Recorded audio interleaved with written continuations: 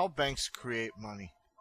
This is the second in a three-part series on the Fed and monetary policy.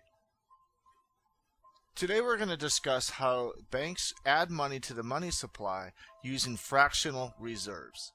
When money is deposited into a bank, the bank must keep a percentage of the deposit as what's known as reserves. The percentage they must keep is known as the reserve requirement. For instance, if the bank has $10 million in total deposits and the reserve requirement is 10%, the bank must keep $1 million in reserves. If the bank has $10 million in total deposits and the reserve requirement is 12%, the bank must keep $1.2 million in reserves, and so on.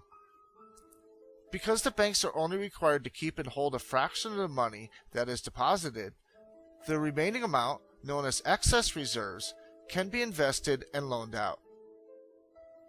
In other words, if you deposit $100 into your savings account and the fractional reserve requirement is 10%, the bank has to hold $10 of that and they can loan out the other 90. And that's called a fractional reserve because they have to hold a fraction of the amount of the money the people deposit and they can loan the rest out. What you may not realize is when the bank loans part of your deposit out, they are actually adding to the money supply. Let's break down how that works. Let's set the reserve requirement at 10%. Let's say someone deposits $10,000 into the bank. The bank must hold $1,000 of that in reserves. However, they can loan out $9,000 of that.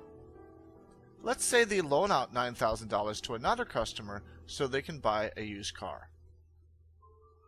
The original customer's $10,000 is still there at the bank. He can go take his $10,000 out anytime he wants. However, the bank loaned out $9,000 of that to another customer. As you can see, that loan actually added another $9,000 into the money supply.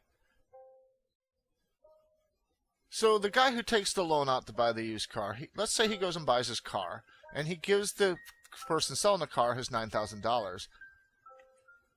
And that person goes and deposits the $9,000 into his bank. That bank now holds $900 of that $9,000 in reserves, but it can loan out $8,100 of that. As you can see, another $8,100 is added to the money supply. The $9,000 is still there in the bank account. He can go take it out anytime he wants. The other customer's $10,000 is still there in his account. He can take that out anytime he wants. But as you can see, there's more money created. So the person borrows the $8,100 and spends it on something. And the person who sold whatever to him deposits the $8,100 into his bank.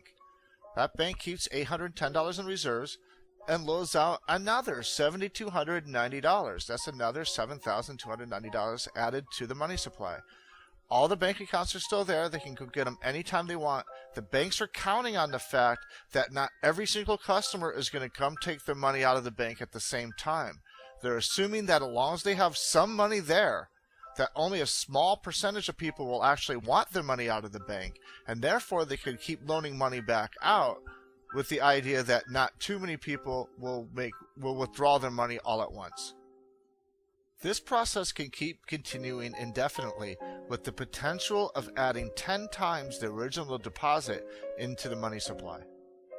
Now let's look at that same example if the reserve requirement was 15%. The original person deposits $10,000 into the account. However, the bank must hold $1,500 in reserves. This leaves them only $8,500 to loan out. Someone borrows that $8,500 and spends it on something, and the recipient deposits the $8,500 into the bank. The bank must hold $1,275, leaving only $7,225 to loan out. The borrower spends that, and the recipient deposits $7,225 in the bank. The bank must hold $1,083.75, leaving only $61.41 to loan out. As you can see, raising the reserve requirements by just 5% significantly lowers how much money can be created through the deposits. If the reserve requirement is 10%, a $10,000 deposit has the potential of creating $100,000 or 10 times the amount of the original deposit. If the reserve requirement is 15%, a $10,000 deposit has the potential of creating only $67,700, or 6.7 times the original deposit. As you can see, just raising the reserve requirement from 10% to 15% reduces the amount of potential money being created by a third. The amount of potential increase to the money supply is dependent on the deposit multiplier. The deposit multiplier is the reciprocal of the reserve requirement percentage. If the reserve requirement is 10%, then the deposit multiplier is 1 over 10%, or 10. In other words, you multiply the original deposit by 10 to see what the potential increase to the money supply will be. As you can see, changing the reserve rate raises or lowers the nation's money supply. Regulating the nation's money supply is one part of monetary policy, which is the subject of the next video. There, now you've seen how banks create money and add to the money supply. You've also seen how a very small change in the fractional reserve requirements can have a very large potential change in the amount of currency in circulation. So there you have it. In the next video, we'll look at how the Fed uses reserve rates and other tools to control the nation's money supply to try and influence the economy. See you then.